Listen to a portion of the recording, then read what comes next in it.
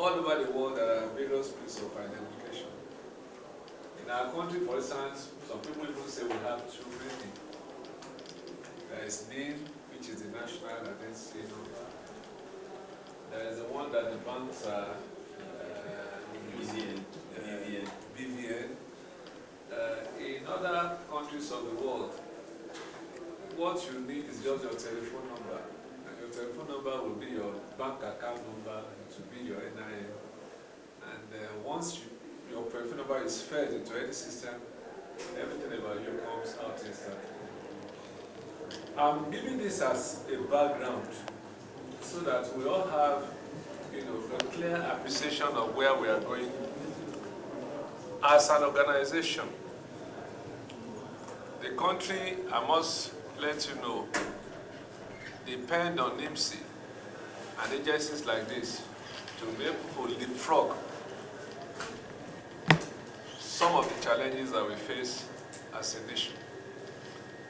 If NIMC gets its acts right and gets it together, between you and I, we will have taken control of challenges of security, challenges of corruption.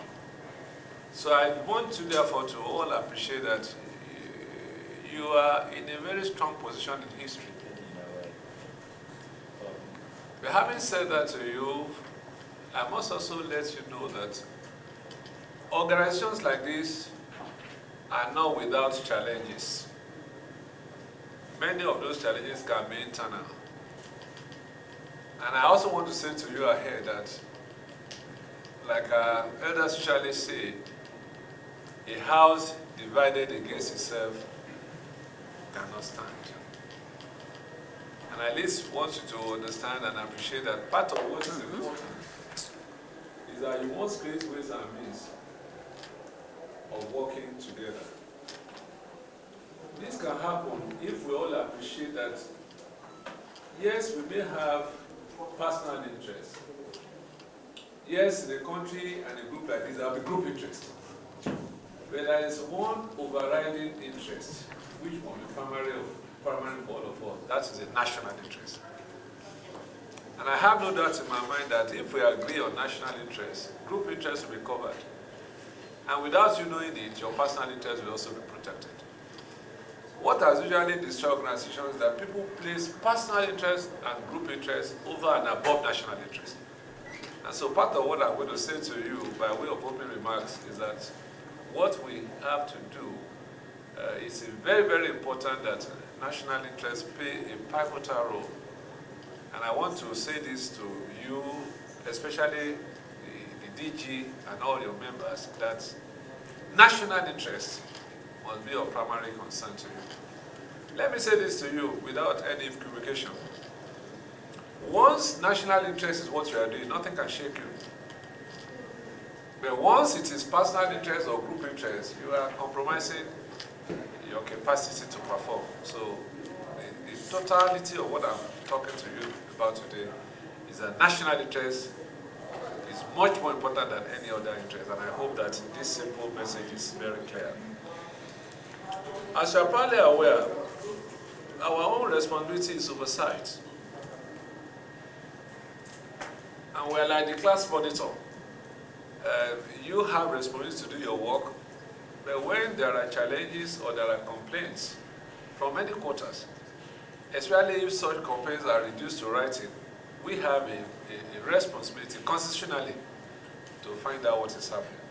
I must say that in the last few weeks there has been all manner of challenges, some of which have been reduced into petitions. I've looked at the number of the petitions. One of them is even anonymous. And ordinarily, we don't respond to anonymous petitions. But our people usually say some of them have their names there.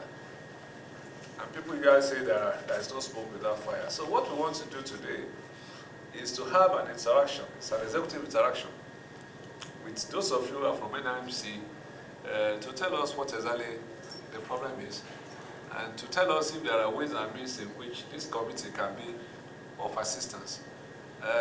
Ordinarily, some of our members have received petitions, and ordinarily they could have tabled this straight to the floor of the Senate. And when it goes to the floor of the Senate, it's a different story. It's then in the national domain. And before you know it, what is something that is very small that can be resolved becomes a national matter. And the amount of effort we will need to resolve it will be much more than if we can sit down together and find out what exactly the problem is. That really is what we want to try to address today.